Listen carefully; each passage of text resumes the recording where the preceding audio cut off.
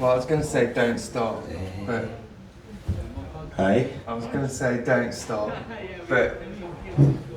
It is time to stop. I meant as in like, oh my god, football, don't stop.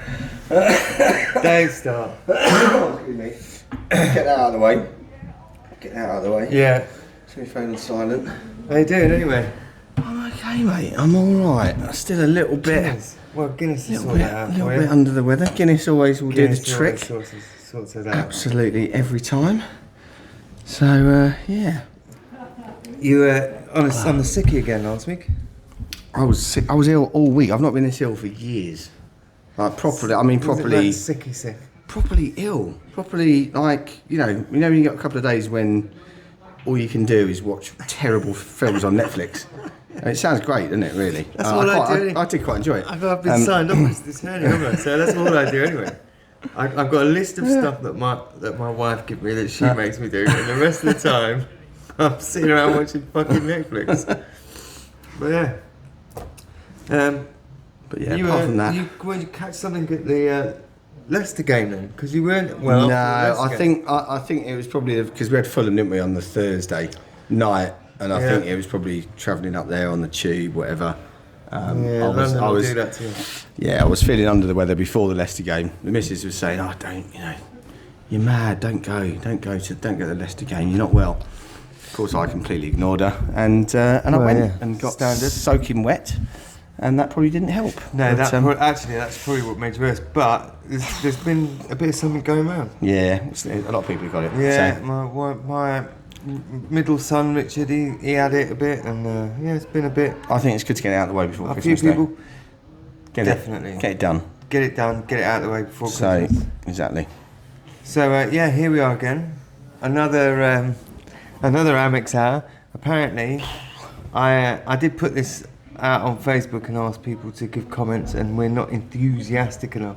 Apparently, we look bored. I was gonna say. So actually, somebody commented that we looked miserable, and let me tell you right now, if you think we looked miserable 2 weeks ago, after the week of football that we've just had, fucking buckle up, because now we're really miserable. Yeah, my son's not happy at all, but. He threw his scarf at the under the stairs onto the dog's bed, and that's where it stayed. He hasn't actually picked it up yet. The dog's. That's serious. That's serious stuff. But he was saying that even the dog won't chew it up. So it's got to be something wrong. I think. There's a lot of stuff on Facebook. I've been going on Facebook quite a lot, and there's been a lot of comments on there, and people going, oh. As soon as someone puts something a little bit negative, everyone jumps on them. Yeah. But I think as fans, we've got a right to be a bit pissed, really. It's not. I know there's no easy games in the Premier League. So when you're battling away and it's a 0-0 or a 1-1, then I get it. And when people moan about stuff like that, that's my answer to that is there's no easy games in the Premier League. Because even the teams that are fighting for survival at the bottom are going to get the odd result. And whether it be against you or whether it be against Man United or whether it be against Spurs or whatever, they're going to get the odd result. But we're not scraping the odd, 0-0 draw. We're winning games and then losing them in the last 10 minutes of the game, and that to me stinks. It's not good enough. We're not quite firing, are we? And it's I think there's been some quite negative reactions to the last few games, quite rightly. And everyone's entitled to have an opinion on it, and something's not quite right, is it? It's not working. So 2 points. I think a disaster. 2 points lost against Wolves. I thought that game was a bit was a joke. When you tear a team apart like that, and then just sit back and do nothing for the last 10 minutes, and let them score 2 goals in 5 minutes. That was it was like the last 4 that's minutes what of the makes game, people, and that's to what do makes it, to people do it, angry. You're not playing for. Someone put on there. to do it once is Someone had put this little league table of like sort of nicknames that you could give to clubs for this season. So just based on this season, and it went down, and it got to, I think we were 8th at the time, and it got down to 7, and then whoever posted it put, what would your nickname be for the Seagulls? And I put the 80 minuters. And I tell you what, the amount of likes and laughing faces I got off just one comment saying the 80 minuters was... We're the team that you'd least like to take your dog for a walk at the moment, and because you can't hold on to a fucking lead. I just think it's... I don't get... Like I say, a lot of managers do it, and they do it all the time. And what they do is they'll have a player that's really good, that's played a lot of good football for the club, and that player will get injured, and then another player will come in. Even the England side do it. Another player will come in, be absolutely fucking superb. You won't lose a game with him in the team, and then this other player, whoever it may be, whether it be a Rashford or a Maguire, or if you're Man United, or whether it be a De Bruyne, or if you're Man City, or whoever. For us, unfortunately, it's Dunk. Dunk's gone out of the game. Igor has come in and been superb. Great start of the season. Like one of the teams that conceded the least amount of goals at the start of the season, and Dunk's come back. Igor's out. Everything's changed around. Now we don't know whether it's a 3 at the back or a 4-4-2 or a 4. It's just gone all sort of fucking tits up. It's definitely disrupted us having him back.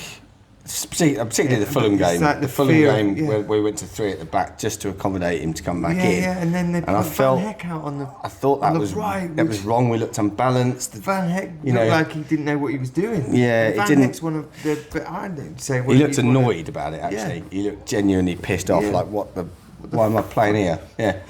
If I was Van Heck, knowing that at this point in his career, I'm not saying overall from what Dunk's done for us and all the rest of it, I'm just saying at this point in his career, if you're getting pushed out right for Dunk, knowing that you're the main man, best defender by far, because Van Hecker is the main man in our defensive line. End of. I'm sorry, Dunk, but that's the way it is. You've got to take... the manager's got to take a hit for the team and say, look, sorry, you've been a great servant to this club, but this is my starting lineup. This is how it's going to be, and this is how it will be from now on. Yeah, until further notice. I think it needs to be tougher in those decisions. I mean, it's a tricky one because I know Igor's done really well in the games that he's been playing with. Started with Van Hecker. And then, of course, against Leicester, for Vardy scored the goal to make it 2-1, and you thought, right, we just need to shore it up now, just hit it in the corner. Personally, I thought the substitution was wrong, bringing off Matoma and bringing on another defender. I get you want to shore it up, but also, why not just, if you've got an outlet like a Matoma, play it up to him, get him to run it into the corner, play the game out that way. Yeah, exactly. Igor comes on the pitch, he's not ready to, he's not up to speed with the game. Yeah. A few minutes to go in that situation, and he tries to dribble in the centre of the pitch, around, and 30 seconds later it's in the back of our net. So Igor's not done himself any favours there at Leicester, and I sort of understand why he started Dunk yesterday, because he, against Palace, he understands the game, the meaning of it. I kind of get it. But we haven't got enough depth there. We haven't got. I was discussing this with Kieran yesterday. We haven't got enough depth. My friend Chrissy, my friend Chrissy put a thing on about Palace and all that. Where it's big home game, and I said my answer to her thing was we were we were outplayed. We were. The manager got it spot on. We were outthought and we were outsung. Yeah. I cannot believe that's the quietest I've heard that stadium. Yeah. It's against Palace. Yeah. Even the North Stand at one point after the second goal. It was still, just it was quite, it's been quite in there. Sat there. Yeah. Like, and I'm like, that's not the norm. What was going on in the stadium yesterday? I saw on Facebook a lot over the week, people selling their tickets, saying more than I normally do. You know, you always definitely, get the odd one, but yeah, there was a lot on the exchange. A lot on the exchange, or it seemed to be anyway. Yeah. They'd reduced the amount of Palace tickets, so there should have been more Brighton voices anyway. But I just saw. It was. I know that you've had a couple of goals scored against you, and the atmosphere's down. But that's when you've got to stand up. That's when you've got to start shouting. Yeah, exactly. That's and when I'm yelling at like when they scored the second goal, they come right into our corner where we sat, and I'm fucking shouting, I'm yelling, and just running. And I kind of like expecting, because normally, even if it was, like you said, like if it was Fulham or if it was, when Man City, when Foden scored and ran into the corner, everyone was up and down, whoa, shouting, give it a the bit, North Stand were giving it. Yeah. I turned around. Honestly, it was like that thing in a wedding when you're singing and they turn the music down and you're still the only one singing. That's what it was like. And I was like, "Are you lot kidding me?" And there's people looking at me like, calm down. Calm down. It was a bit of an all-time low for me yesterday, atmosphere-wise. I got a guy. This was probably, I think it was at 2-0. And I'm up, and I'm still trying to get, still singing, trying to encourage the team. Just think, well, it's still in it. It's 2-0. Yeah. And I'm up. I wasn't swearing. I wasn't being Larry. I'm just up and I'm shouting. And he turned around to me, a guy in front of me. He's in the East Stand, and he said, "Can you dial it down a bit?" I said, "Are you what? Dial it down." I said, "Can you dial it up a bit?" I said, "Well, I'm trying to support the team here. You're supposed to be the 12th man. Dial it down a bit." I was like, "Mate, that is ridiculous." Oh, ridiculous. Please. So that's what you're up against sometimes, and I do. Yeah, it wound me up actually. It really wound me up. I thought, Jesus Christ, is that it wound me up? Just getting the looks like come to now that we cut. You're up and supporting and shouting and no. Sorry, that's if you don't want that. If you don't want to support the team, then don't go. Yeah. And this guy got up and he walked out after as soon as the Palace scored the third goal. Admittedly, he was far from alone. But and I didn't see him get out of his seat. I didn't hear him sing a song. I'm like, well, you're a spectator, not a supporter. Kieran was like out of there, so I had to go with him. But, yeah, my son does have Asperger's, by the way, so this isn't like a.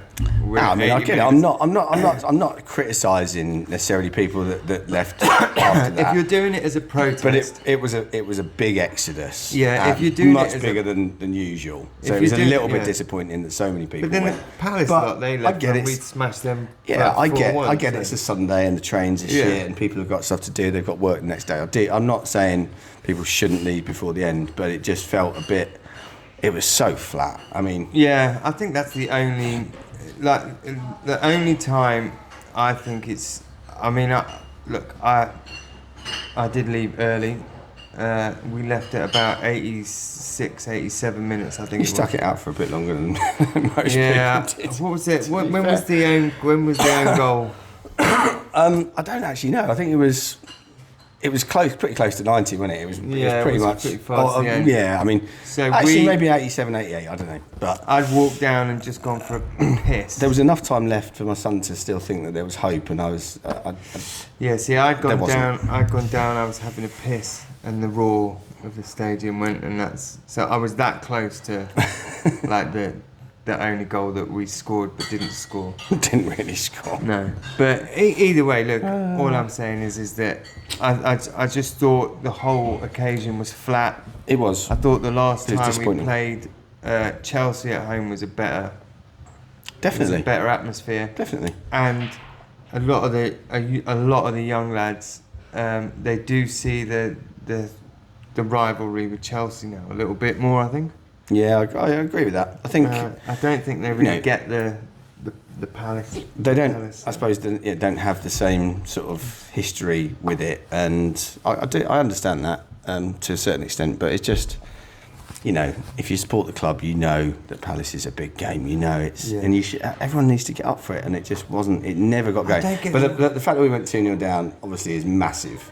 In that, if we get a goal or we're in the game, then the atmosphere change, and it can change very quickly. Yeah. If we scored quickly in the second half, if the Enciso shot goes in, Henderson, who was brilliant by the way, doesn't save it, suddenly the atmosphere changes, it lifts. So things that happen in the game affect it massively. But I was still disappointed.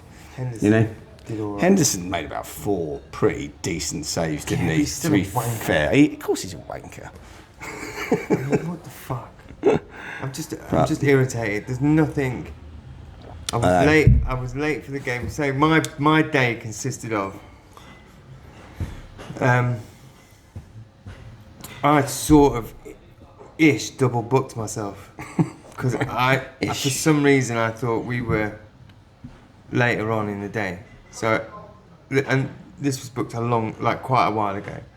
So my daughter had booked to go ice skating with her friends, and I was one of the designated drivers.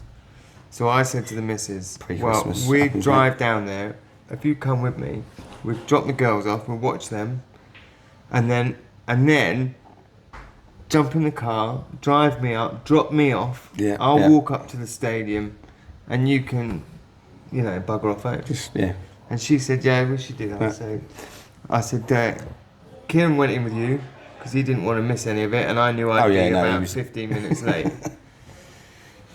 So I'm on my way up to the stadium. I'm doing my little bit on my phone. I'm giving it the socials on the phone, walking up to the stadium. I get to the stadium. As I'm going into the stadium, I get a call off the missus. So we've got a push key, beep, push button car. I forgot about this. She's driven off, and I've still got the key in my pocket. Now, it doesn't go out of range. It only then says the key's not in range if you stop the car and then try and start it again. So she's driven all the way to Offham Garage, got out, put fuel in it, got back in to start it off. Of course, it won't start because I've got the key in my pocket. So she's on one. Ring my brother-in-law. That's a difficult one, to be fair. So my daughter's sort of on at me because I've rushed her out of ice skating so I can go to football. Then my missus is on me because she's driven she's at Offham Garage, can't start the car. She can't have a proper go at me because my daughter's friends with them, so she can't even yell and scream at me. And I've had to bring my brother-in-law, who likes to drink. So he's then had to waylay, I was just about to have a drink. Well, can you not just have a drink? We're going to take your sister the spare key. So then he's gone to have to hunt around the house for the spare key to take to her. So my daughter, my missus and my brother-in-law are all on me. I get through the door, through the gates, and I hear the roar going. So I run, and the bloke comes down the steps, and he says, he said, "Don't worry, it weren't us." And I went, "Oh shit!" So I've walked into the stadium, and there's Kieran, miserable as fuck. We're 1-0 down, and it's I'm not going, a good combination of and events. then I'm thinking, oh god, everyone's gonna fucking be in a bad mood today. And I was trying to say to Kieran, it's only 1-0. It's a derby match. Yeah, We're it's getting fine. them back. It's Don't fine. worry. It'll be, for fuck's sake. We're 2-0 down. And it seemed to be that quick. And then they come running over to celebrate in front of us, and I'm going, fucking way. And then I look around and everyone's sat there like their nice little, it's Just not very, we very better be accepting. proper. Very I think accepting. it's fine. Look, you can't have a go at him for celebrating. It was a jolly good goal. Fuck you. Fuck your team. Fuck your manager. Fuck your stupid fucking keeper with his big gloves on, you wankers. Fuck's sake. That's all I wanted to do. I just wanted to yell abuse at him, and I sort of got... Quite right, too. I think it's my right to yell It abuse. is. And to top it all off, I look at my phone, Watford, West Brom. West Brom's a goal down. Yeah. and then I look at my phone again. West Brom's 2 goals down. It just wasn't your day, mate. So nothing was going right. It wasn't your day. And then luckily for everyone in my house, and lucky that it's just sort of a shining light in my life at the moment. Man City lost again. I watched it. I was watching that in the Railway Bell actually afterwards. But yeah, it just felt. I don't know. My son's girlfriend came to the game yesterday for the first time she's been. And don't invite her again then. She's probably bad. Well, this is what one of the lads who sits called Tom. He sits about 2 rows in front of us, and we're chatting. There's about 10 minutes to go, and he turned around and he said, "Is this your first game?" She went, "Yeah." He went, "Don't fucking come again." I bet your son loved that. But yeah, it wasn't to be. It was a player on the pitch. Did you notice that? When they did, when they bring the player onto the pitch to announce, new player. Gomez. And they brought Gomez onto the pitch. I literally got in probably about 10 seconds before kick-off, which is what I normally do, to be fair. So I didn't see him being introduced, but yeah, hopefully one that can make a difference. But they've only just finished the MLS season, haven't they? He plays in the MLS. He's still. But then he plays for Paraguay, doesn't he? He's played in the Paraguay national team, and he's played against some decent sides and looked good for them. But still, obviously, it's going to take him a bit of time to adjust to more than a bit of time to the Premier League. Anyone thinks so. You look at UEFA. He came from the Dutch league, which is a lot better than the MLS, and he's still not up to speed yet. And we're nearly at Christmas, so if anyone thinks for 1 he's second, not going to make a difference this season. No, anyone thinks for 1 second he's going to be anywhere fit enough, anywhere sharp enough, anywhere quick enough to play in the Premier League, straight in. Can't see it. You are dreaming. You're out of your fucking minds. It's going to take him months to adjust, and we probably won't see the best of him at all, assuming that he does settle in the league until next season. It's one of those. Yeah. So. Yeah, definitely. There's no way he's going to come and step in. But we've got a lot of the players that we signed. We've had David injuries. MLS. The reason why a lot of we haven't seen the best of them yet. Yeah, exactly. Well, the reason why a lot of older, like stars of the game, want to go to like MLS instead of some of these other leagues to play because the money, but then they get offered lots of money from lots of places. Yeah, of course. The reason why they go there is because it's not as demanding. Nowhere near. The pace is slower.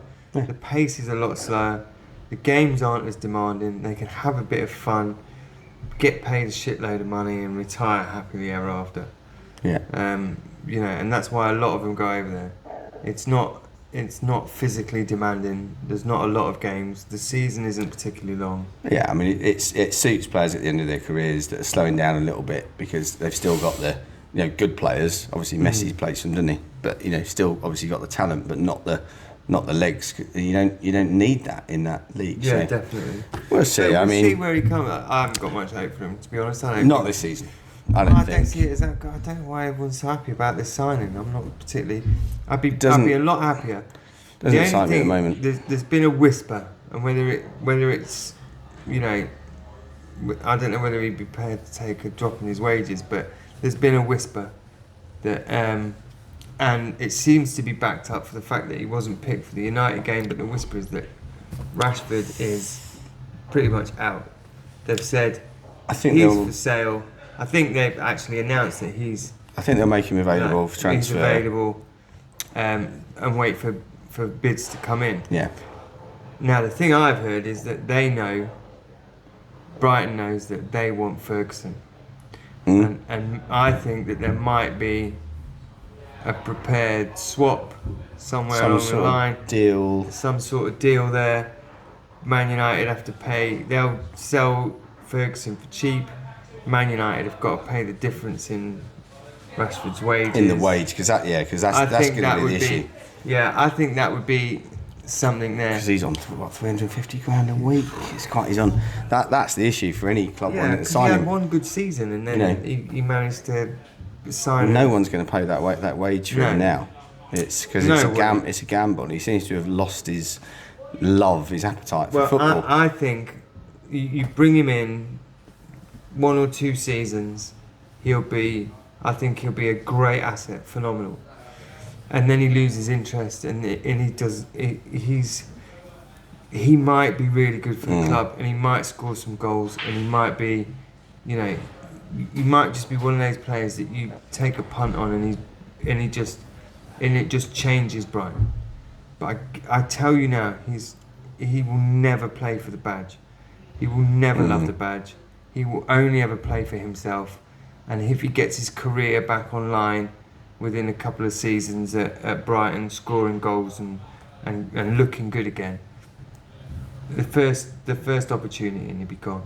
Yeah. So I think I would like that deal, short term. I think a 2-year contract. Get him in.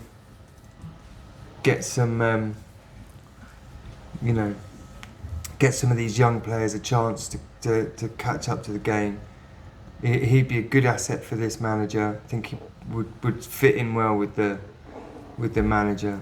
It definitely offers something different to what we've got, and we need an out-and-out number 9. I think we've missed Welbeck in the last few games more than people realise, because he's the focal point of the attack. Yeah. And he makes those runs and he stays in position. I think when we've got Pedro there, what I've noticed, certainly in the Fulham and Leicester games, Pedro will go everywhere. He just wants the ball. He demands the ball, and he'll go. There were times at Fulham when I'm looking at him and I'm thinking, you're almost in Matoma's pocket. Like why are you there? Let him do his job. He's almost too demanding of the ball, and he doesn't stay up. And have you noticed as well where they'll be like defending like an attack, will get possession back, and he's in the mix. He's within the defensive players in the mix, fighting for the ball. So you get that ball back, and you want to ping one over. Yeah. There's no one to run onto it. Yeah, there's no one in the middle. When you've got Rutter's not the fastest, you've got Matoma that's trying to run onto them, but he's got. He can only do so much. But everyone says that Matoma's taken a dip this season. I don't think he has at all. I think he's done non-stop running. He didn't stop running yesterday, but I thought his final ball passing distribution was off. He wasn't quite at it yesterday. And Pedro and Ruta look like the same player. Yeah. They're sort of getting in each other's way. It just wasn't very fluid, and I think the work that Welbeck does off the ball and the way that he drags players out of position and brings them into play is kind of underrated. He's actually got a lot of plaudits this season, but I honestly feel that we're missing him, and we do need that natural number 9. Maybe Ruta and Pedro rotate a little bit. I don't think Hösler's worked out exactly how we're going to set up with all those attacking players that we've got. Okay, but he came straight in. Put them in all in the team. But he came straight in, and it looked like he's got the team set up pretty well. Yeah, at the beginning, but we've not had a settled lineup, have we? Because we've had injuries. You have Minte out for a while. You've had Welbeck out. Pedro's out, and he comes back in. O'Reilly, we haven't anywhere seen what he can do yet, because he's had injuries, and he was in a little niggling injury that kept him out yesterday. I just think we've been a little bit unlucky with that, actually, because we haven't had that. We haven't had a settled lineup. He hasn't been able to do that because of the injuries. But at the same time, we spent 200 million in the summer on attacking players, and yesterday we didn't look like we could threaten at all. We didn't. Yeah, but that's the problem. Not only did we not look like we were going to threaten, and our defence was awful. Shocking. Yeah. It was woeful. It was woeful. It was a real bad performance. I wanted sort of like, when your son's feeling down and you want to put your hand on his shoulder and you want to say, "Don't worry, son." And then you want to, you generally then pick out something good. Yeah, but that was nothing. No. I could not pick a fart out of a cloud yesterday. Yeah, there wasn't anything really good about it. And Palace, to be fair, pains me to say it, but they were good. They were good. Yeah, but we all know that. We don't need you to say it. But they bullied us in the first half. Yeah, they bullied us off the ball. We didn't win any second balls, and that in that sort of game, for me, that's not acceptable. That's the most disappointing thing. Acceptable. Because you fight. Yeah, they all know. You fight. They're not stupid. Okay, second in half these was games better. before. A lot of the players that are on that pitch. I know that it's a newer squad. Yeah. But there's players that are in there that know what this game means. Yeah. And for me, there wasn't nearly enough fight. There wasn't nearly enough pressure. They were second to every ball. They just looked defeated before they'd even got going. Yeah. I mean, the brightest thing for me about the second half obviously came out a little bit more fired up, and Cisse was fantastic. He was brilliant. Yeah, I thought Cisse was good. He carried us forward. Yeah, I thought he was good. And he was always looking to get a shot away. I didn't mind he was unlucky not to score. I didn't mind the Dinger coming on. I thought he was great. I didn't mind the Dinger. Dinger looked sharp, but like Matoma, his kind of final ball wasn't. Yeah, it just wasn't quite there. Great. Was it? I mean, for me, Ferguson twice had the chance. He had space. The ball dropped in front of him. Just bury it, whack it, put it through everybody. He's supposed to be this man with confidence, all this confidence and power and ability and all of this sort of stuff. But what's the point in having it when you do fuck all with it? Yeah. I might be the greatest piano player ever, but if I don't ever fucking sit at a piano, no one's ever going to know. So if he doesn't actually start taking chances, no one's ever going to know about all this potential, which he scored one hat-trick and everyone climbed up his arse and started grovelling at his knees. I don't think that did him any favours, really, did it, in the end? But you saw it. He did it. I know he's only young. He had a decent chance on. I think it was in the first half at Leicester. The ball just literally dropped in front of him. You think a year ago, he'd have hit it. That's going in the top corner. Bury it. Yeah. And he yesterday. He lays it off for Matoma, and he's been doing that. He's like the confidence he had it to yesterday take and he laid that it back. opportunity. And he's like, has gone. The ball came across. It was really frustrating to watch. Second half. Ball came across. I can't remember who it was now, but they could have hit it in across the goal, and they chipped it back as he was running in, edge of the box. Yeah. He should have just put his foot through it. I think he even did it in the first half as well. He could have just put his foot through that.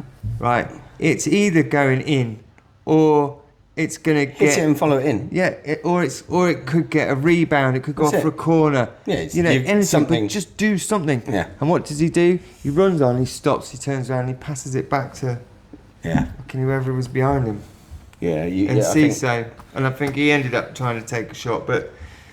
And that's what I liked in Cisse when he came on, because he was more direct, and he was willing. He was always willing. Sometimes he's too willing to take a shot, but he just drove the team forward. And when he got the opportunity, he shot. And like you say, that's going to create something.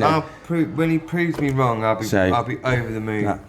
When Ferguson comes on, and he's got all the confidence in the world, and he's knocking in goals. Every week, then I'll absolutely, I'll dial it all back and I'll say I was wrong, and I love being wrong. I love being wrong about stuff like this. I mean, but I'd be very happy if you were wrong about this. I'm not going to be wrong. I won't be wrong. I said 10 years, but he's going to get a 5-year contract wherever he goes next, or a 3-year contract, wherever he goes next time. There's said 10 years. Still possibly, he might still go out on loan in January. There's still that option. But then he's going to come back, and by that time we might have someone else, or someone else might have stepped in. Youngster might have come in and stepped up. And then where's he go? Yeah. I tell you what happens. Then he goes to a club like Everton. He does all right at a club like Everton, but then Everton don't really go far, and then he goes somewhere else, and then they get relegated, and then he's helping some tosspot team get, that's fighting for, Premier League status, and then that's what his job is then. And then what does he do? Well, he probably goes to, I don't know, some fucking Scottish team. Kilmarnock. Yeah, Hearts or Kilmarnock. And that's just where I see it. I'll love it in 10 years' time if someone dials this back and goes, you cunt, you were wrong. I love that. I know, and I loved it. I love being wrong, but I just don't see how I'm going to be. I just think he's going to be playing for someone like West Brom or Middlesbrough, you know.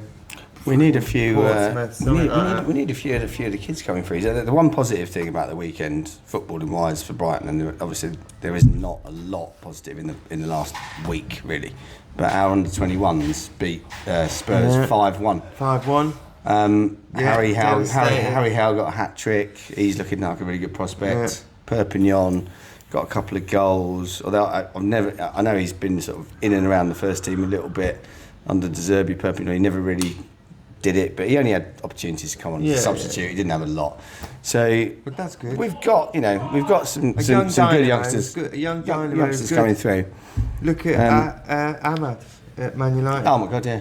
You know, a young prospect coming up, you know, and just shows a little bit of something, and then the manager goes, "Yeah, go on, I'll put you in this game. Put him in the team. Yeah. I'll put you in this game. I'll put you in this game," and then all of a sudden, you watch them against Man United. Yeah. Best player on the pitch. Yeah. Absolutely phenomenal. He scored the winner, didn't he? He scored the phenomenal. Yeah. But just everything about him was solid. His attack was solid. His defending was solid. His playmaking was solid. Yeah. He seemed to just be on the ball all the time. I thought it was a good 50-50 type game. There was a lot of up and down. I thought probably Man United edged it. I thought when the goal went in, City definitely deserved to be one up at that point. But then United, you know, derby match, turned it on. That's what I want to see, a derby. That's what I want to see. Well, they were never out of the game, were they? Never out of the game. Never give in. Just constant. And you see a lot of that. It was Celtic Hearts, another big one. The old firm. When was that? Has that just been, or is that coming up? Oh, Celtic Rangers. Yeah, Celtic Rangers. You said Hearts. Oh no, Celtic Rangers was at the weekend. It was the League Cup final, which was 3. I didn't see any of it, but it was 3-3, wasn't it, after normal time? That's what I want. And then they won on penalties. I was watching. That's what I want to see. Yeah, brilliant. I want to see blood and guts on the pitch. Yeah, because you know what it means. Yeah, they definitely left it all out there. I didn't see none of that. Yeah, I missed. I'm gonna try and watch that back. 'Cause it sounded like an absolutely fantastic game. But yeah, that's what you want, really. Yeah, so I was watching all the highlights of it. It was it was brutal, brilliant, and good. Not just hammering each other, but good football. Yeah, you know, some luck, but overall it was good. It was good to watch. Man United, good football, good to watch, exciting, you know. And then when that equaliser goes in, you know, everyone's like, that penalty as well was a definite pen. Yeah, I mean that's no question there. That's given Amorim a little bit of time and space now to do his thing, because that's a massive win for them. His last game in Europe with his previous team was against Man City. Battered him. Absolutely battered. So he's got 2 over him. So no wonder Pep was a bit unhappy about that. But. And we've had two sackings this week. 2 seconds this weekend. Seconds. Martin's gone. Martin's gone. No, Neil's gone from Wolves. Obviously Pep's only like 2 games away from the tin sack. He's not going to get sacked. He'll walk before he's sacked. Well, they've literally just given him a they gave him another 2-year contract. Exactly. So he'll get paid up for that. So they won't sack Pep. They won't sack him. But because I think City will probably spend a bit of money in January and they'll be okay. Rodri, they're talking about Rodri coming back a little bit earlier than expected. Well, that changes everything. I would say massive. Rodri is probably one of the, if not best midfield players in the Premier League at the moment. Oh, 100%. I mean, they've missed him so much. I mean, Silva, maybe not to the heights of Silva, but still getting there, and 100% it's made a massive difference to that team. Yeah. Him not being there, as results don't lie. So anyway, fucking hell, a lot of football, a lot of stuff going on. Well, I think the problem is we had there was a lot of draws. You know, we had the chance to nick a few places back. If nothing else, surely that would have been in their mind. And yet, it was almost like they were like, oh, it's still sundown. I want to, it's late. I want to go home. It's still very tight though, isn't it? We've dropped to, we had the opportunity probably less than 2 weeks ago to go second, and now we've dropped to ninth. But you look at it and go, well, another win, and you go fifth. So it's still really tight. If the results went your way, a win and a draw, yeah, and the results going your way over the next couple of games, we'd only need a win and a draw, and then we'd be sort of like hanging around fourth again. So that's how close it is. Yeah, and we've got some winnable games coming up. Obviously, next up is West Ham away on Saturday, which is not an easy game. I know they're not in the best of form, and we've got a good record there, but it's not an easy game. I should be going to that one.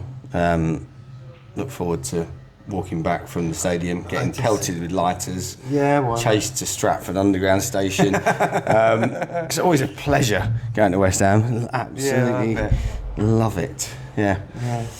But I think, maybe if we can get 3 points from that, and fuck it, we need 3 points from that, and then it's Brentford at home on the 27th, isn't it? Which that could be anything. That could be 5-4. Could be anything in that game. So, I mean, look what they did to Man City. Yeah.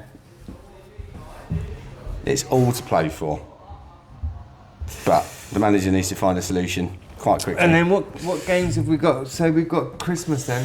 So what have we got over Christmas then? After Brentford at home on the 27th, which is the Friday night game, and then we've got. I'm out, not here. Then we've got. Wait. I'm family. 27th, 28th. So it was the Boxing Day game, but they changed it. Yeah, which back is the annoying. That is annoying. So that's that. Yeah, and then it's at Villa away on the 30th. So day before New Year's Eve, which I'll be back the night of the 29th. So I'll be first away that I'm missing for a while, because it's just I'm not going to Villa on the day before New Year's Eve. You can't get back; it's an evening kick-off.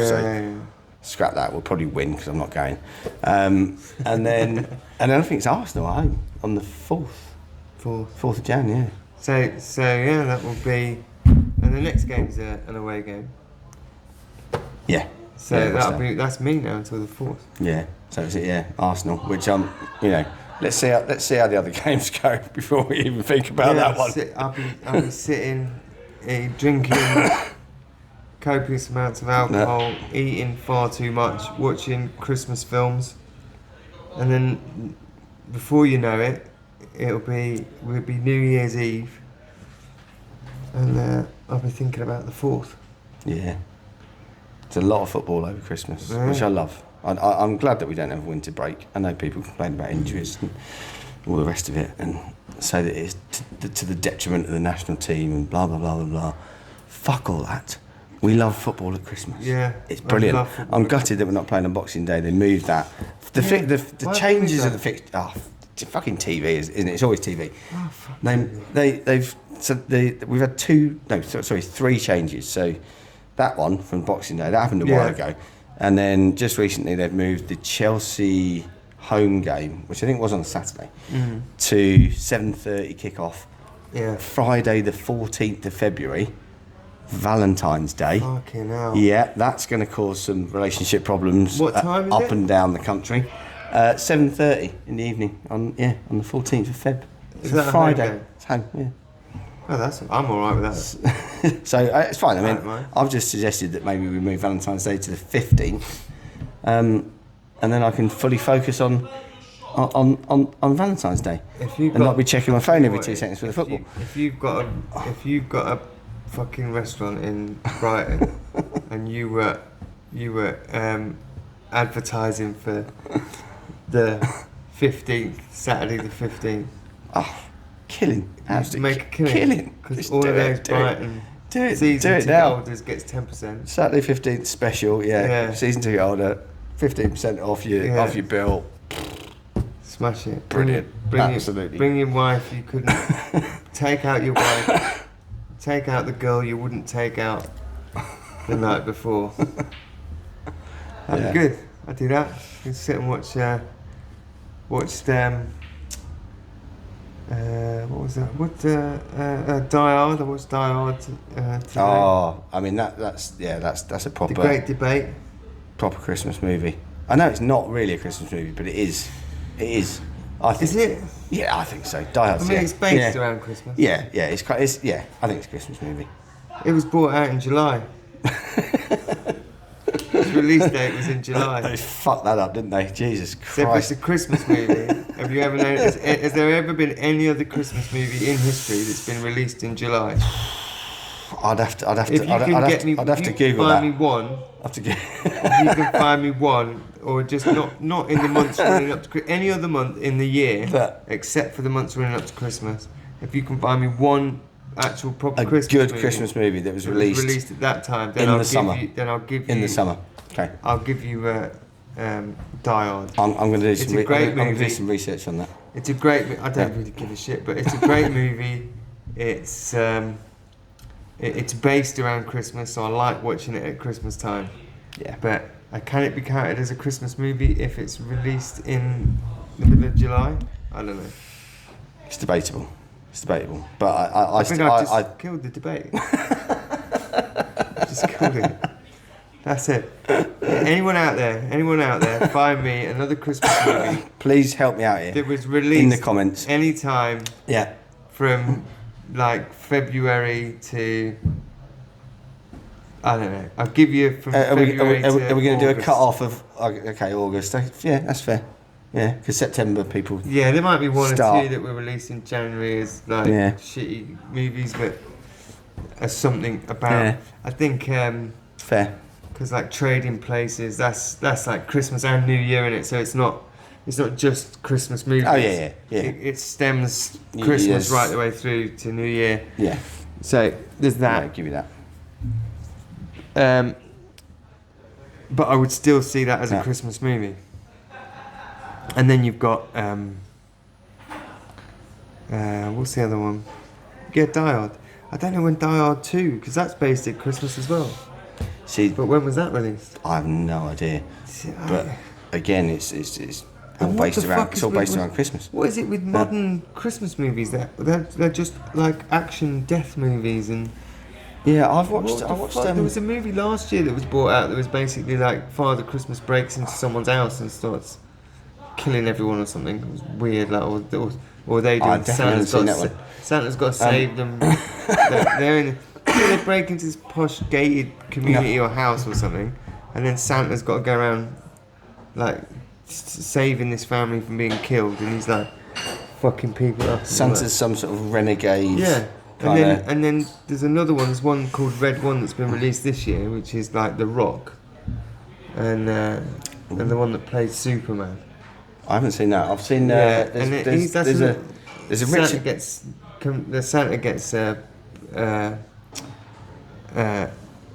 like hijacked, and then they think he's been kidnapped, but actually he's still in the same place. If I haven't just spoiled that, actually, that's like a major. I'm really sorry. Just that's a little bit. Yeah, that's a major bit of the film. Yeah. But it's basically just a beat 'em up action movie. I don't mind that. I mean, Home Alone. Home Alone's one of the best Christmas movies ever. Yeah, but it's cutesy and it's got Christmas music. But it's funny. But that is. And it's jolly. But that's all about a kid like fucking up two burglars repeatedly, and then they did Home Alone 2, and it's basically exactly the same thing, but it's still quite good. I don't know if there's a Home Alone 3. I haven't watched it, but I don't know. Those two are good anyway. It probably was, but with a different actor, so no one watched it. Yeah. Macaulay Culkin was into heroin by then, so they had to recast. Definitely. What's with his head, man? Have you seen his head? Why is his body so small? His head is so big when he got older. I mean, he was definitely born to be a child star. Yeah, exactly. There's no way that kid was growing never up to be anything never more. meant to continue As in soon the as he acting got older, industry. He looks a fucking mess. But I think Daniel Radcliffe, the older he gets, the weirder he looks as well. Yeah, he's a bit of an odd one. Yeah, fuck Daniel Radcliffe. Well, no, no thanks. And that other one, Emma Watson. Talk about bite the hand that feeds you. Fucking hell. Anyway, Christmas movies. I like that Get Santa. Have you seen that one? It's the English one where Santa gets arrested, and he's I put up in prison. I think I have seen Get Santa. I can't. Yeah, I mean, to be honest, I've been forced to watch Christmas movies since about September. There is a good one out. There's a new one out, the Richard Curtis one, which is quite cutesy Christmas. Oh, I haven't seen that one. I can't remember what it's called, but I've watched bits and pieces of it over the last couple of months. But yeah, I bought a Radio Times the other day. Yeah. Can you still do that? Just for Christmas, only for Christmas. Oh, okay. Because it's like the Christmas tradition. You buy the Radio Times, and like I used to do it when I was a kid, and you go through and you're like highlighting the things that you want to watch at Christmas. I highlighted one thing: Gavin and Stacey Christmas special, and that was it. I've never watched Gavin and Stacey. The rest of it is utter bollocks. So don't bother buying the Radio Times. Gavin and Stacey, any good there? I've never watched it. It's brilliant. It's fantastic. And it's the last ever one. It's the last one they're doing it. So Christmas Day, 9:00. I've never watched it. Yeah, the last one ever. It's very, very good. The rest of it, fuck it. I'm ignoring mainstream TV over Christmas. I'm just going to put on Dave and watch repeats of Only Fools and Horses because I'm a sad bastard. I don't think you are. I think I've looked at... I stopped... I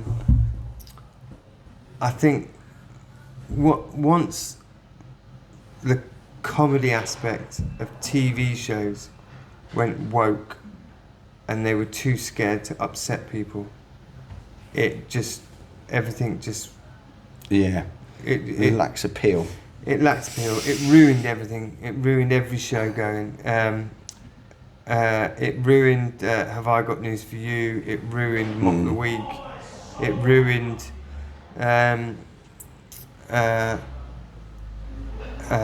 but what was the sports quiz show? Question Sport. It ruined Question Sport.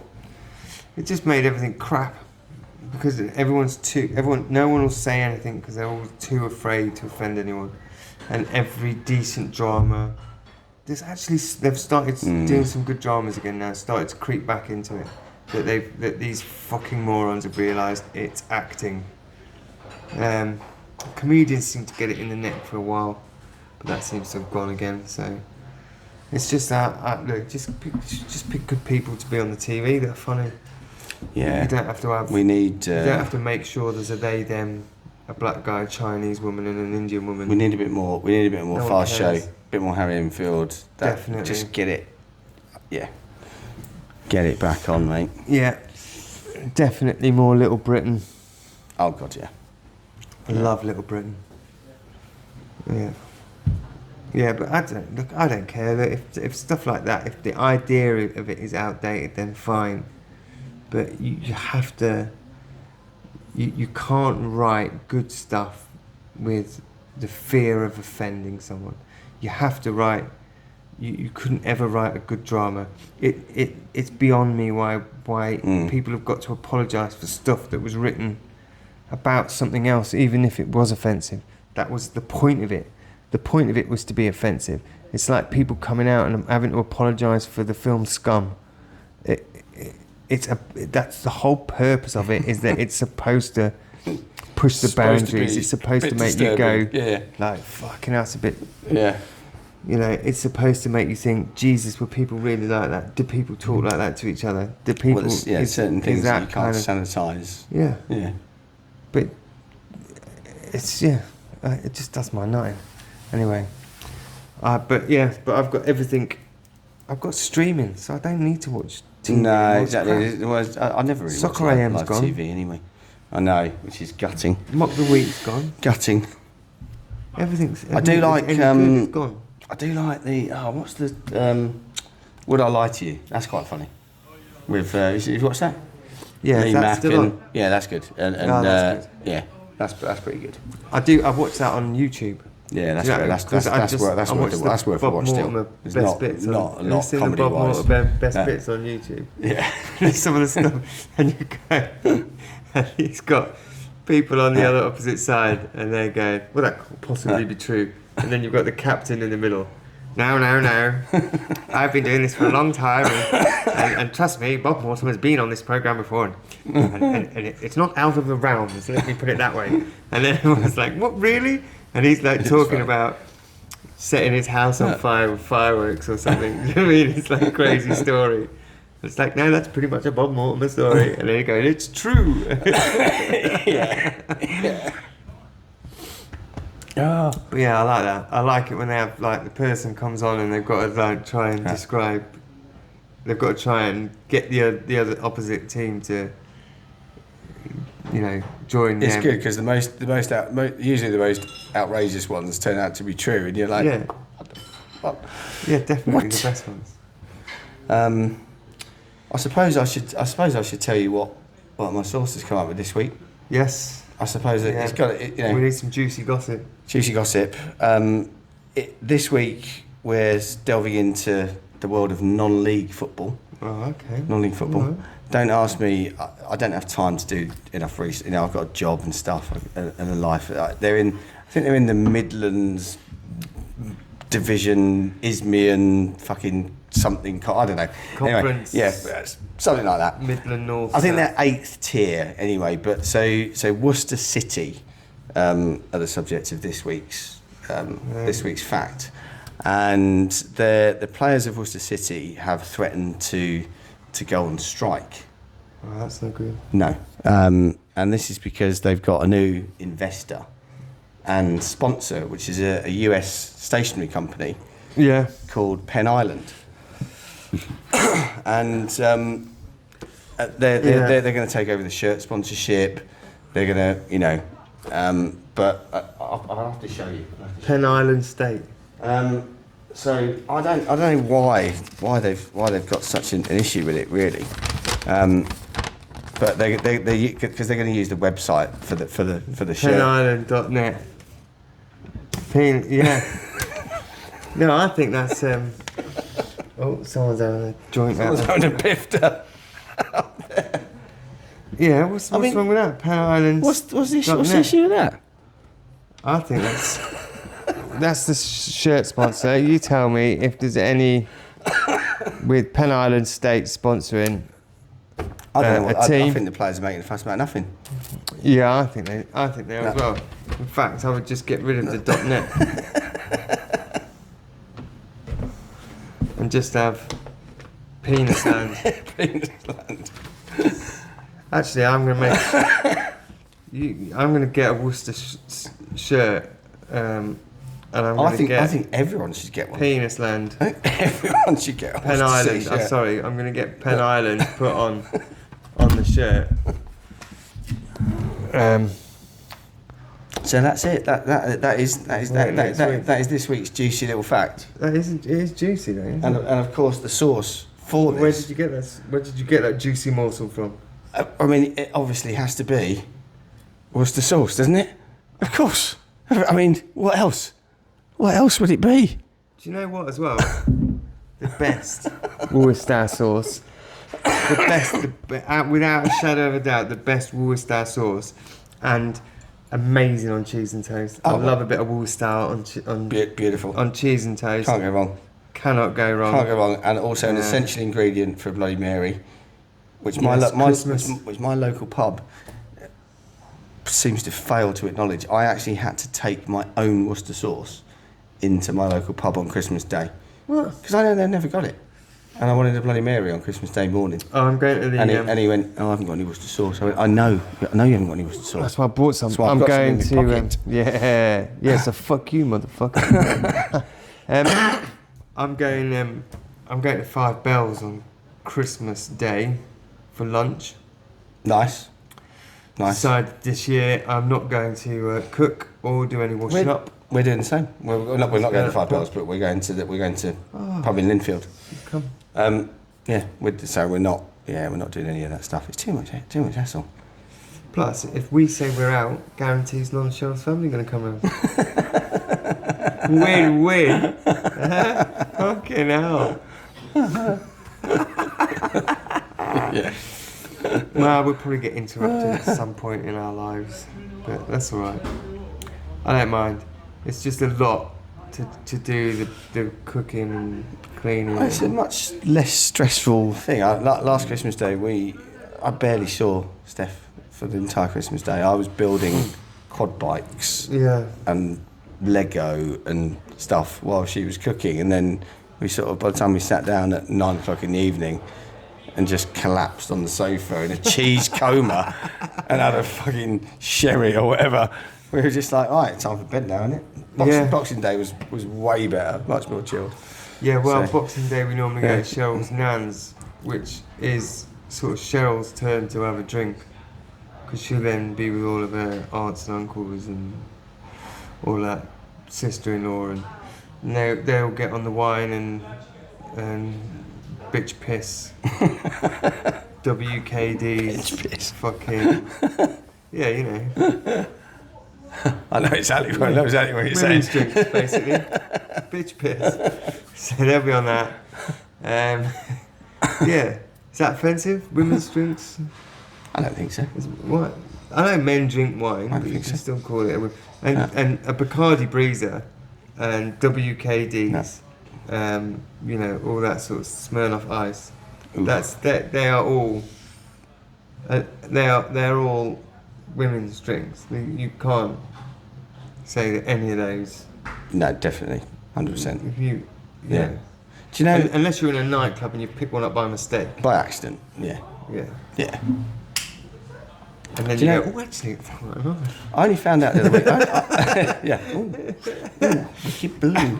wicked blue. Okay, yeah. So one minute you go, Darren, get us another one, mate. You turn your back, you turn around, and you drink. You pick up the wrong drink, and you go, yeah.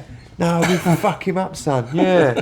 You take a swig out and you go, ooh, ABBA, it's my jam. And you run to the dance floor. What happens to you when you drink Bacardi Breezes?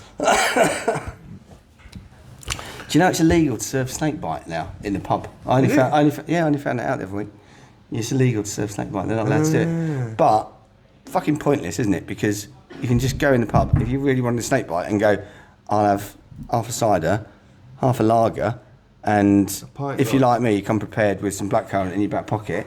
And who's going to fucking stop One you? of those Robinson squirty ones. So Robinson shots where you just squeeze a shot. You can ban it, but it's not going to fucking, you know, where there's a will, there's a way. So we used to have, you like Pernod and lemonade. Oh, yeah. But with lager. Yeah. And then, so you do snakebite and black. The black is the Pernod. With the Pernod, oh, absolute, yeah. And we were playing a rugby sevens tournament in Uckfield. And we were terrible. We were all kind of hungover. It was on a Sunday. And so we were already kind of hungover anyway. We played absolute garbage. But we managed to, you know, we scored a few tries. Luckily we had some big lads push forward and then some quick lads to whip in around get it out along the, you know, rugby sevens is good because if you can get it wide quick enough and you've got some speed, you can always get through. Yeah, quick enough. So we thought we were out of the competition, so we went up to the bar and we started drinking snake bites with Pernod. So we had big jugs of it. Danger. For every pint we had 2 shots of Pernod, right? So snake bite and black, but with Pernod instead of the black, right? So we'd had a couple of jugs of these, so we were already half cut, and then we had this announcement that the team above us, for whatever reason, had just thought, we've had enough, and they've left early. So then they said, if this team's still available, you're through to the next round. You're in. we through to the semi-finals of this rugby You're sevens like, competition, and we were half cut. So we quickly ran down. We were still in our kit though. We quickly ran down, got our boots on, and we went out to get ready for this match. Well, you've never seen anything so diabolical in all your life. We made this other team look like the All Blacks. Like the best rugby team fumbled ever. the ball. At one point, one of the lads went to do like spin to his left, but then as a dummy, and then flicked it off to his right. But the person next to him actually thought he was going to throw it to the left, so that when he let go of it, it smashed him straight in the face. Fumbled to get the ball, it's whacked him clear in the face. He's fallen over. The other team have just literally picked the ball up, and while they're running down the pitch, we're all laughing at because he's had a ball square in the face, and then we're laughing, and then we're like, "Oh shit, yeah, we're supposed to be tackling." I was trying. Too late; they'd already run down. It was just at half time. We just went, "Look, lads, if you're happy to carry on, we're happy to go back to the bar."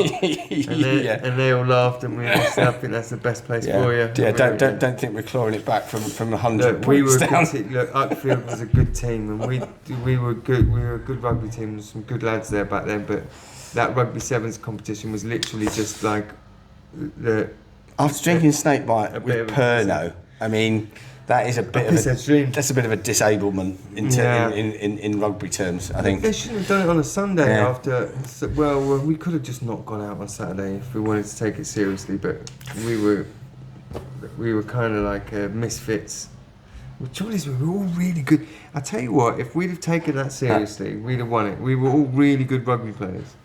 It was just that they put all the misfits together without any leadership whatsoever. If they'd have put like a good leadership character in there, and he'd have said, "Look, don't fucking go out Saturday night. I'm not fucking about with you lads." And we were all young lads. We'd have all towed the line. Yeah. But what they did is they went, "All you fucking scrapes, all you misfits," chucked us all together. It all in. And then we went out the night before, got hammered, and then there used to be this little nightclub in Uckfield up the top of the high street. So we were all in there until about 3 o'clock in the morning. And then I came out and couldn't remember where I parked my car in the morning. So I was wandering around Uckfield, going, these garages. They were like, I think it was those garages, and just going through street after street after street, not being able to remember where I parked my car the night before. That classic pre-match preparation. Pre-match prep. Finally found my car. Should not have been driving under any circumstances. And bearing in mind that this was about 9 o'clock, 9:30 in the morning, and I probably didn't get home until about 4, 4:30ish. I lived in Piltdown at the time. I can't believe there was a nightclub in Uckfield. Yeah, there used to be. It's fucking hell. Boarded up, blacked up, right up the top where the traffic lights are. Carry on over the traffic lights, as if you're going up towards that garage, and there's literally one on your left. It was on your left hand side, just past those traffic lights. Those days are definitely gone. Uckfield doesn't have a nightclub now. Yeah, there was one in Burgess Hill, and it got set on fire, didn't it? There was a nightclub in Burgess Hill where they do the market. There's a cafe or something there then, but then above that you could go up this like little dodgy staircase, and there was a nightclub up there. Was it called something terrible like Angels or Buddies? Something absolutely awful. Paralytic, that's what it should have been called. Never mind, Paradox. Bollocksed. It was something along those lines. But yeah, there was one there, and so we used to go clubbing in Uckfield. We used to go clubbing in Burgess Hill. See, those opportunities have been all taken away now from the young people of Uckfield and Burgess Hill. They have to go into Brighton and go down West Street and slip around in sick. Sick. Yeah. Terrible. There's some good bars around, No. but yeah, those the 90s and early 2000s. It was the heyday of clubbing, with your paradoxes Oh yeah, and your yeah. I feel like people have. I don't know. I know people still do go clubbing, obviously, but there's like late night bars now, isn't there? Clubbing was because clubs were the only thing that was open. Well, yeah, you couldn't go anywhere else, could you? There was no such thing as a late night bar or No. anything as sophisticated as that. So you'd be like, well, I'm going to go to Paradox and drink fucking snake bites. yeah. Well, we used to go and get like 3 or 4 bottles at a time. So you'd be with that with your bottles, and then we'd get a straw because we didn't want to carry around 4 bottles. So you'd bend a straw over, put a straw in the bottle, bend it over the thing, and then just literally, so the straw's letting the air in, just neck 2 bottles, chuck them to the side, and then you can dance with your other 2 bottles, and you don't have to keep going backwards and forwards to the bar. You planned this quite well, didn't you? We used to. Strawpedos. Strawpedos. Strawpedos. That's what it is. That's what it is. It was a strawpedo. Fucking hell. Yeah. I remember this. That was I good. remember this. Right, yeah. So we used to do that, which I'm sure kids still do nowadays. Oh yeah. You'd like to think so. Do you want another Guinness? Yeah, go on then. We used to have better bars and clubs and stuff anyway, because we had better DJs back then. This is very true. We had when we used to go. Proper DJs. Well, when we used to go clubbing on vinyl. Yeah, when we used to go clubbing, everyone like now they stand in little circles in little cliques. But when I went clubbing, everyone just looked at the DJ like it was a band playing. Yeah. Proper DJs back in them days. Judge Jules. I'm not going to block the Liam Perrins. I put my shirt sponsor there. My Liam Perrins there.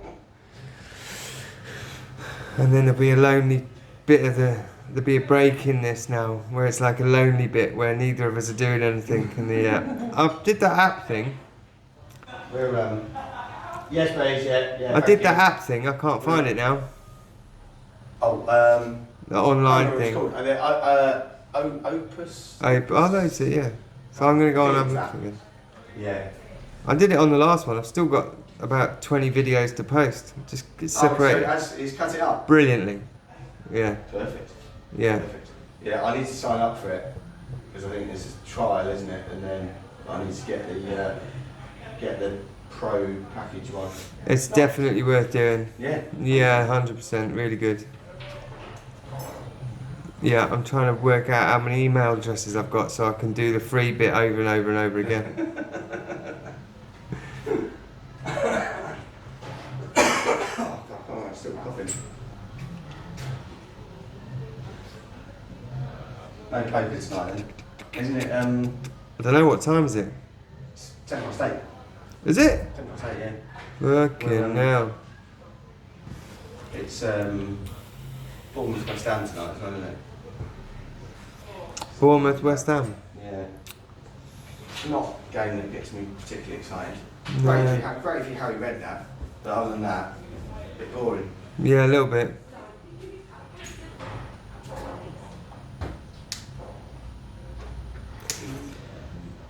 Tough one to call for Redknapp, that one, wouldn't it?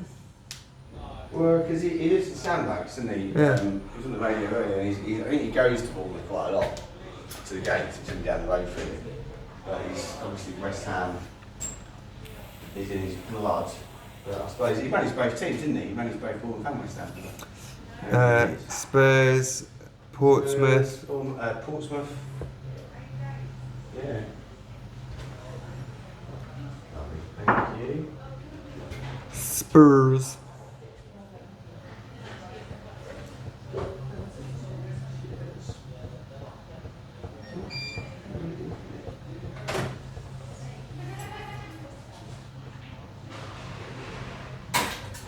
Thank you. Whew. Yeah, 10:08. Ooh. Oh, smashing. Cheers. Cheers. Oh.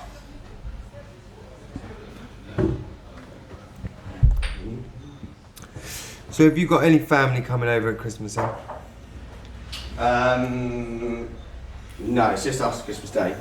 Going out for the meal, and then I think on Boxing Day we're going to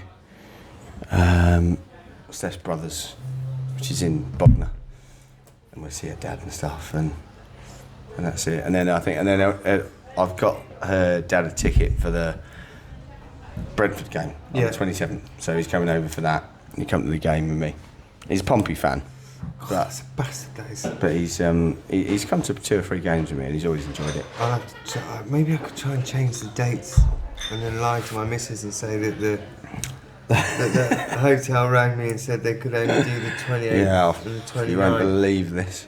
You're not going to believe this, but they're double booked us. They can do the 28th and the 29th, but they can't do the 27th.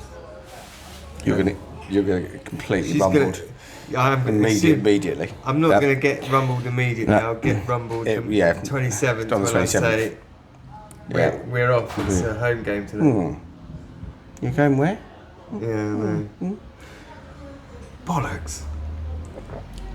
Did they not have Boxing Day football last year? There are some games on Boxing Day, but they've moved a few for TV, basically. Which they seem to do. They seem to move our game from Boxing Day to 27th or 28th every single year, and they've done it again. It's fucking annoying. They've moved the other one they've moved is the Forest away game, which is they've moved same day, it's on Saturday, but they moved it to 12:30 kickoff from 3 o'clock, which is particularly annoying. So I love going to Nottingham. It's a great city, loads of nice pubs, great places to go. Yeah. If it's at 3 o'clock, if it's at 12:30, what are you going to do? Just get straight off the train and go there, go to the ground. So TV, stop fucking with our schedules. It does, doesn't it? It's really annoying. Is it? When are the deals up though on the TV licensing? Because I've heard a few times that I think anyway that there's going to be a lot more to do with streaming next time that the deals are up rather than. Yeah, I don't really know actually. I don't know how long they run for, but Amazon are getting more involved, don't they? That's why. Yeah. I think they've got a lot of Christmas ones is all sell it all to Amazon, which is sell the whole lot to Amazon. Pick your match, job done. There's been quite a bit of debate about whether to lift the the blackout for the 3 o'clock Saturday games. They've got to. Otherwise, they're just going to lose more money to these legal streaming services. Yeah, it seems like at this point it's probably a no-brainer to do it, but there's lots of opposition about it. People saying that it'll impact clubs, lower league clubs, and people going to those games, etc. I don't really see it. They won't be on the telly. No, I don't see it. No, it needs to be Premier League, and then at a push, they can have a few more of the kind of more important. Some of the bigger championship games, you'd say. Games. Yeah. But I think they are. Don't know. I haven't got a clue. Wherever you want to be. What has happened to Paul? I don't know. Who's Paul? Who is Paul? There's someone else coming in now. Oh, Harry Potter. Maybe it's Paul. No, it's not Harry Potter. That is Harry Potter. I love it. It would seem come around the corner of it. £70 a week for Told you. Expelliarmus.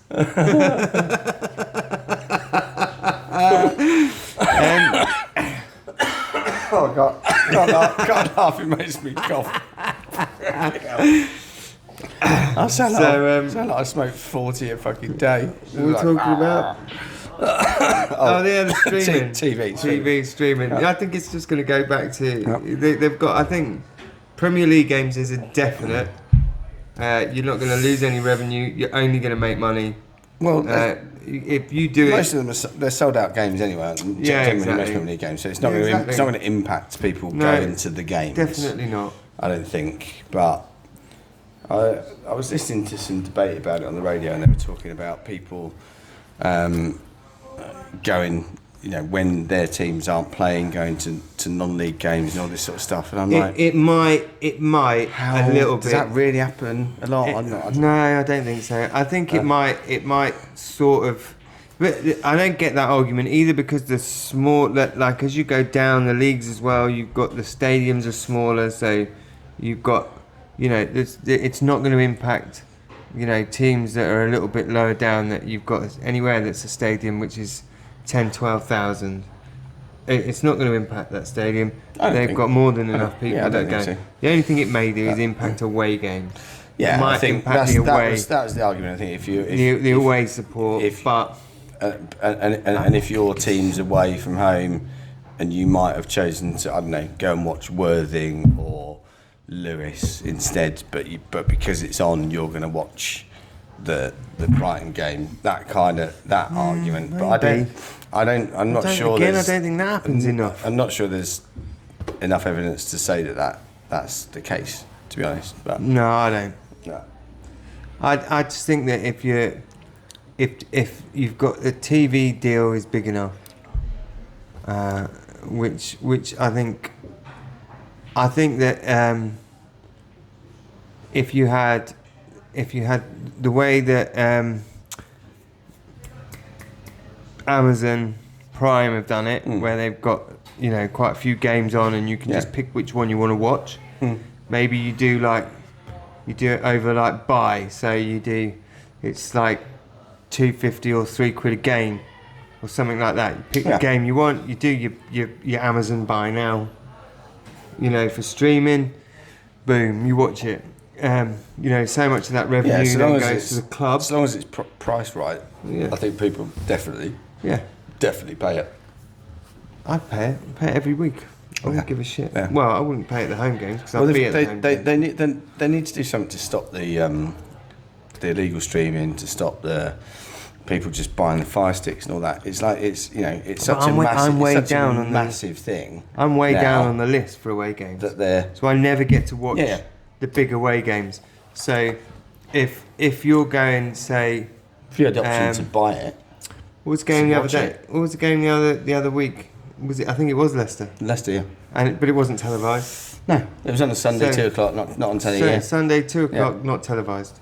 Chosen not to be done. Yeah. And then I'm really angry, because I'm like, well, it's a Sunday game, so it's like, well, maybe it's not. But what if it's part of the Super Sunday?